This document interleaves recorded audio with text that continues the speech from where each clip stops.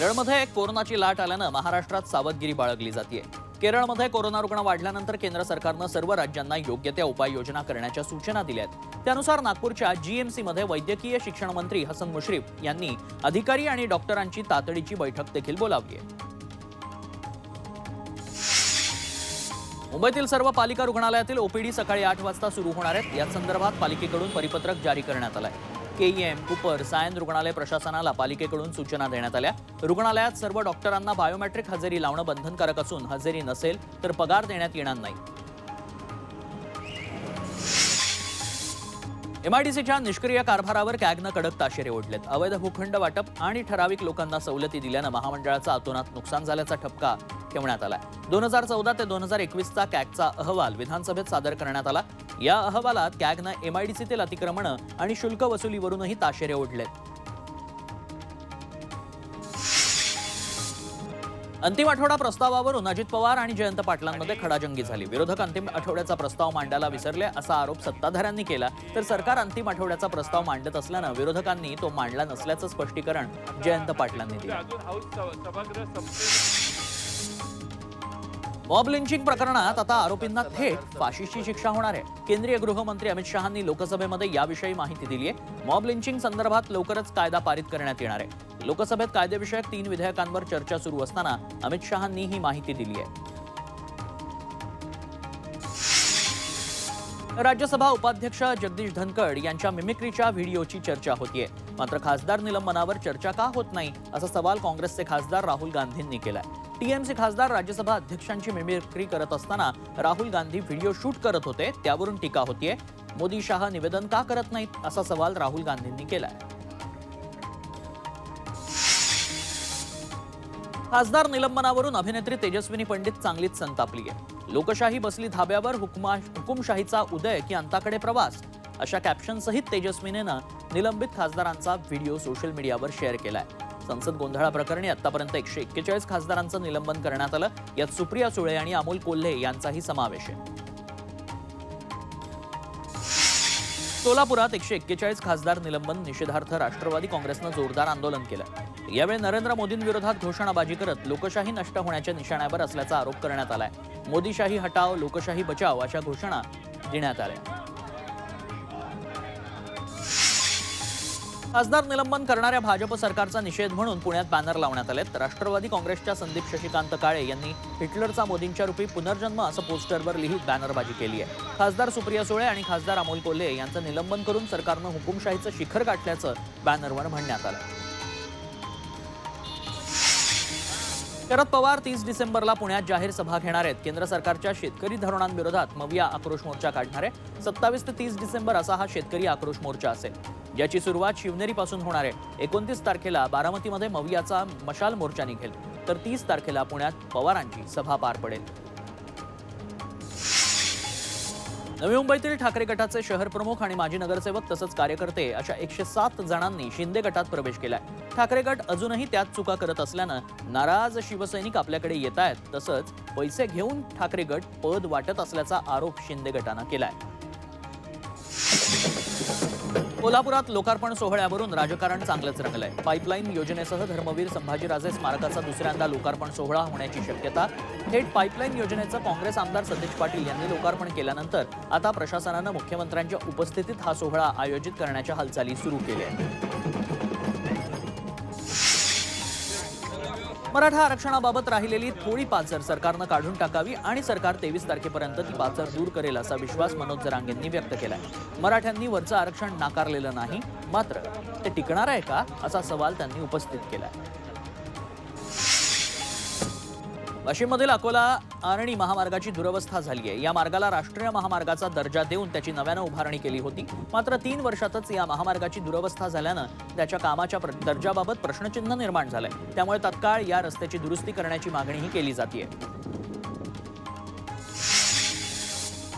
मालेगाव महानगरपालिकेच्या फायली बाजारपेठेतील रस्त्यावर आढळल्यानं पालिकेचा हलगर्जी कारभार चव्हाट्यावर आलाय। झोपडपट्टीधारकांना फोटो पास देण्याकरता कागदपत्र जमा केले होते, त्यापैकी अपात्र कागदपत्रांच्या फाईल्स थेट बाजारपेठेतील रस्त्यावरती सापडल्या। सुजाण नागरिकांनी ही बाब पालिकेच्या निदर्शनास आणून दिली। बहुचर्चित सिलिंग कायद्यात सुधारणा करायला विधिमंडळानं मान्यता दिली आहे। आता खंडकरी शेतकऱ्यांना भोगवटा वर्ग 2 म्हणून वाटप केलेल्या जमिनींचा भोगवटा वर्ग 1 करणं शक्य होणार आहे। यामुळे खंडकरी शेतकरी आणि सिलिंग जमिनी मिळालेल्या भूमिहीन माजी सैनिक दुर्बल घटकांना लाभ मिळणार आहे। पिंपरी चिंचवड शहरातील जवळपास 6 लाख निवासी फ्लॅट मिळकतीवर आकारण्यात येणाऱ्या युटिलिटी कराला राज्य सरकारनं स्थगिती दिली आहे। पालिकेकडून दरवर्षी 35 कोटी रुपये या कराच्या माध्यमातून आकारण्यात येत होते। आमदार महेश लांडगे यांच्या लक्षवेधीवर हा निर्णय घेण्यात आला आहे। मुंबईतल्या मुलुंडच्या हनुमानपाडामध्ये पाण्यासाठी मनसेनं मोर्चा काढला। अनियमित पाणी पुरवठा, निकृष्ट दर्जाचं पाणी यामुळे नागरिक संतापले। वारंवार तक्रार करूनही प्रशासनानं याकडे दुर्लक्ष केल्यानं नागरिकांनी पालिकेसमोर पाण्याची मडकी फोडून निषेध केला। कोल्हापूर जिल्ह्यातील पाटगावमधील ग्रामस्थांनी अदानी उद्योग समूहाच्या वीज निर्मिती प्रकल्पाला द्यायला विरोध केला।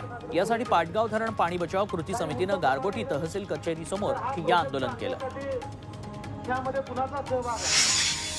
नांदेड जिल्ह्यातील लेंडी प्रकल्पग्रस्तांनी मुखेड तहसील कार्यालयावर मोर्चा काढलाय। या मोर्चात हजारोंच्या संख्येनं प्रकल्प बाधित सामील झाले। प्रकल्पाची किंमत वाढली आहे, मात्र बाधितांना अत्यंत कमी मोबदला देण्यात आल्यानं या धरणाला प्रकल्पग्रस्तांनी तीव्र विरोध दर्शवलाय। वाशिमच्या मंगळूरपीर शहरात शाळेला शिक्षक देण्याच्या मागणीसाठी पालकांनी अर्धनग्न आंदोलन केलंय। शाळेत रिक्त जागी शिक्षकांची नेमणूक करण्यात यावी यासाठी पंचायत समितीसमोर पालकांनी आंदोलन केलं। भविष्यात आणखी तीव्र आंदोलनाचा इशारा देण्यात आलाय। साताऱ्यातील वाई नगरपालिकेतील कंत्राटी कामगारांनी मुख्याधिकारी कार्यालयाबाहेर अर्धनग्न आंदोलन केलं। गेल्या 48 दिवसापासून कंत्राटी कामगारांचे पगार झालेले नाहीत। त्या विरोधात डॉक्टर बाबासाहेब आंबेडकर कामगार युनियनकडून हे आंदोलन करण्यात आलं। मराठवाड्यातून एक धक्कादायक बातमी। मराठवाड्यात 1 जानेवारी ते नोव्हेंबर महिना अखेरपर्यंत तब्बल 1000 शेतकऱ्यांनी आत्महत्या केल्याचं समोर आलंय। यात सर्वाधिक 253 आत्महत्या या बीडमध्ये आहेत। नांदेडमध्ये 163, संभाजीनगरात 160, धाराशिवमध्ये 161 शेतकऱ्यांनी आपलं जीवन संपवलंय। अभिनेत्री रश्मिका मंदानाच्या डीपफेक प्रकरणी दिल्ली पोलिसांनी 4 जणांना अटक केली आहे। मात्र मुख्य सूत्रधाराचा शोध अजूनही सुरूच आहे, तर लवकरच मुख्य सूत्रधारही पकडला जाईल असा विश्वास दिल्ली पोलिसांनी व्यक्त केला आहे। अकोला जिल्हा परिषदेच्या सर्वसाधारण सभेत जोरदार गोंधळ झाला। बांधकाम आणि आरोग्य विषय समितीचा पदभार सोपवण्यावरून हा राडा झाला। निवडणूक होऊन वर्ष उलटूनही पदभार का सोपवला नाही या मुद्द्यावरून विरोधक आक्रमक झाले। मात्र सत्ताधाऱ्यांनी दिलेल्या स्पष्टीकरणावर विरोधकांनी नाराजी व्यक्त करत सभागृहात खुर्ची फेकत संताप व्यक्त केला। कोल्हापुरात एका लग्न समारंभात बेळगावमधील महिलेचं सुमारे 35 तोळे सोनं अवघ्या 2 सेकंदात चोरानं लंपास केलं। ही घटना शिरोली नाक्याजवळच्या एका मंगल कार्यालयात घडली आहे। महिला फोटो काढण्यासाठी स्टेजवर गेली असताना चोरानं तिच्या पर्सवर डल्ला मारला। पोलिसांनी या प्रकरणी तपास सुरू केलाय। अहमदनगरमध्ये सोनसाखळी चोर महिलांची टोळी जेरबंद करण्यात आली आहे। स्थानिक गुन्हे शाखेच्या पथकानं ही कारवाई केली। त्यांच्याकडून 2,38,000चे दागिने जप्त करण्यात आले। टोळीतील महिलांनी बस स्थानकात गर्दीचा फायदा घेत चोरी केल्याची कबुली दिली। नवी मुंबईतील नेरूळ भागात 2 एटीएम मशीन्स फोडणाऱ्या आरोपीला 24 तासात अटक करण्यात आली आहे। एसबीआय आणि डीबीएस या 2 बँकांची एटीएम मशीन्स विशाल रोशन सिंग राय यानं फोडली आहे। गहाळ तसंच चोरी झालेल्या मोबाईलची रिकव्हरी करून मुंबईतल्या भांडूप पोलिसांनी ते मोबाईल मालकांना परत केलेत। विविध कंपन्यांचे 120 मोबाईल मिळून 20 ते 25 लाखांचा मुद्देमाल भांडूप पोलिसांनी मूळ मालकांना परत केला। अशा घटना पुन्हा घडू नयेत यासाठी पोलिसांनी नागरिकांना मार्गदर्शन केलंय। नाशिक जिल्ह्यात गुन्हे शाखेचे उपायुक्त प्रशांत बच्छाव यांनी ठाकरे गटाचे महानगर प्रमुख सुधाकर बडगुजर यांची तासभर चौकशी केली आहे। देशविघातक कारवाई करणाऱ्या सलीम कुत्ता या गुन्हेगारासोबत बडगुजर यांचा व्हिडिओ व्हायरल झाल्यानं त्यांची चौकशी केली जाते।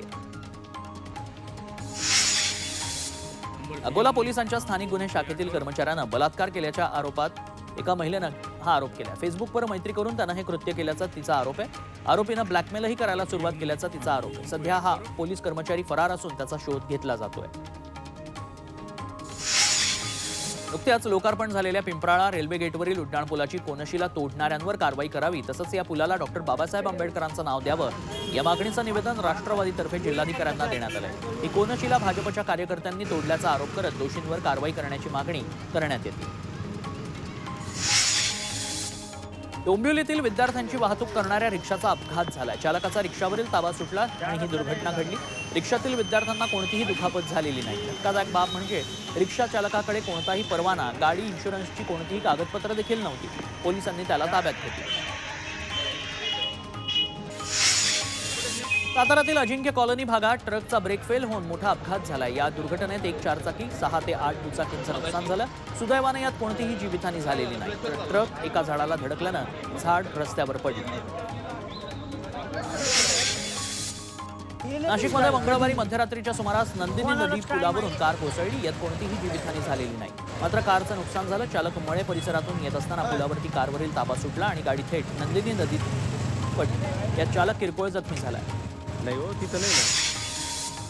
जालन्यातील अंकुशराव टोपे समर्थ सहकारी साखर कारखान्यासमोर उभ्या कंटेनरला कारनं जोरदार धडक दिली. या 3 जणांचा मृत्यू झालाय. अपघातग्रस्त वाहन कंटेनर घालून काढण्यासाठी शर्थीचे प्रयत्न करावे लागले. अपघातातील मृतदेह पाचोड ग्रामीण रुग्णालयात शवविच्छेदनासाठी पाठवण्यात आले. चंद्रपूरच्या गिट्टी खदानीतील मातीच्या ढिगाऱ्याखाली येत बापलेखाचा मृत्यू झालाय. दोघे जण संध्याकाळी मासेमारी करण्यासाठी गेले होते. याच दरम्यान अचानक मातीचा ढिगारा अंगावर कोसळल्यानं त्यांचा मृत्यू झालाय. बाजारातील चढउताराचं व्यवस्थापन करण्यासाठी आरबीआयनं मर्यादेपेक्षा अधिक हस्तक्षेप केल्याचा दावा IMF म्हणजेच आंतरराष्ट्रीय नाणेनिधीनं केलाय. रुपयाची किंमत इतर चलनांच्या तुलनेत घसरू नये यासाठी आरबीआयनं हस्तक्षेप केल्याचा आरोप IMFनं केलाय. मात्र आरबीआयनं हे आरोप फेटाळले. सातारातील देगाव फाटा इथं शेतकऱ्यांनी रास्ता रोको केला. त्यांच्या जमिनीवर 2013 साली MIDCचे शिक्के पडलेत.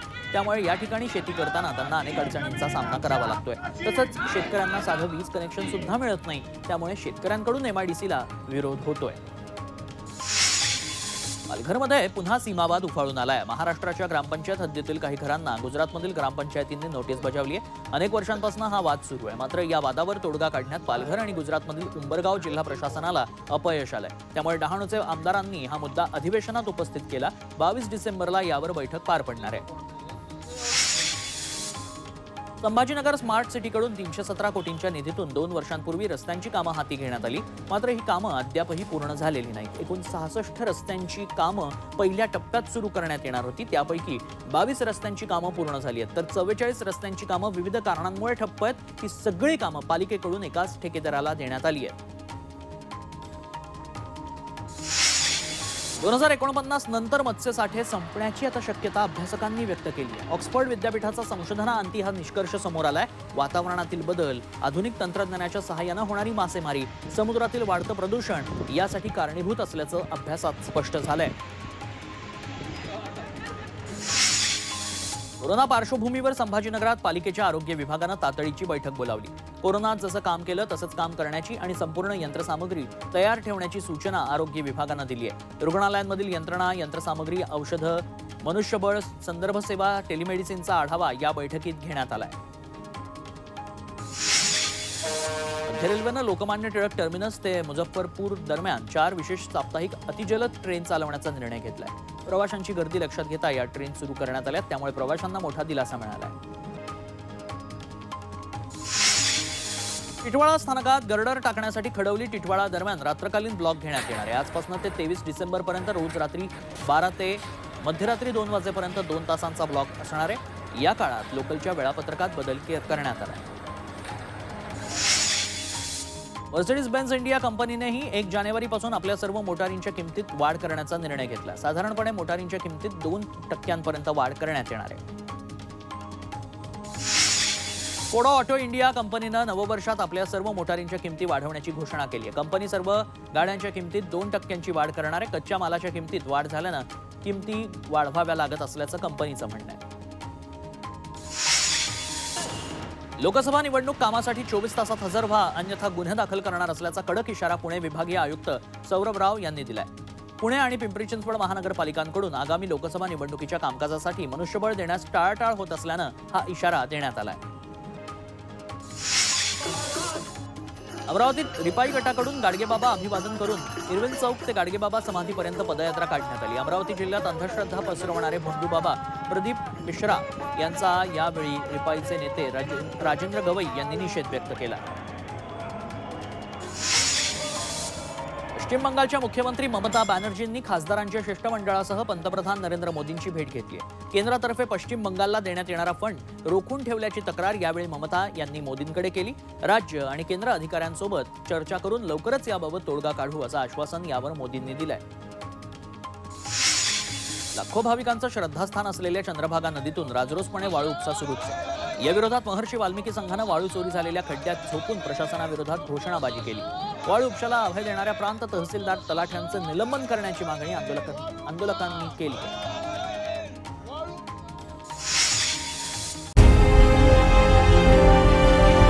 विकासाचा ध्यास म्हणजे